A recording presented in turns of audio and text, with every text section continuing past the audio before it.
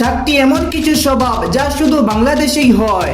Number 1, আমাদের এখানে রাস্তা পার হওয়ার জন্য জেব্রা ক্রসিং থাকেই না, আর থাকলেও কেউ সেটা ফলো করে না।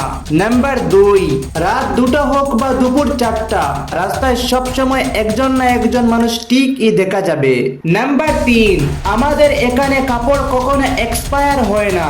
ছোট হলে ছোট ভাই পড়বে, বড় হলে বড় ভাই পড়বে, আর একদম কাজে না লাগলে সেটা মুচার কাপড় হয়ে যাবে। নাম্বার 4, চিনি হোক বা দুধ, কোথায় যাওয়ার দরকার নেই, সবকিছু পাশের ঘরেতে মিলে যাবে। নাম্বার 5, বাংলাদেশের বাজারে কখনো জিনিসের ফিক্স রেট থাকে না, আর থাকলেও আমাদের মা ঠিক তার মধ্যেও দরদাম করে নেবেন।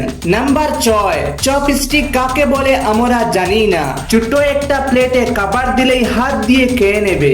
নাম্বার 7, আমরা যখন একজন আরেকজনের সঙ্গে দেখা হয় তখন সালাম দেই, আসসালামু আলাইকুম।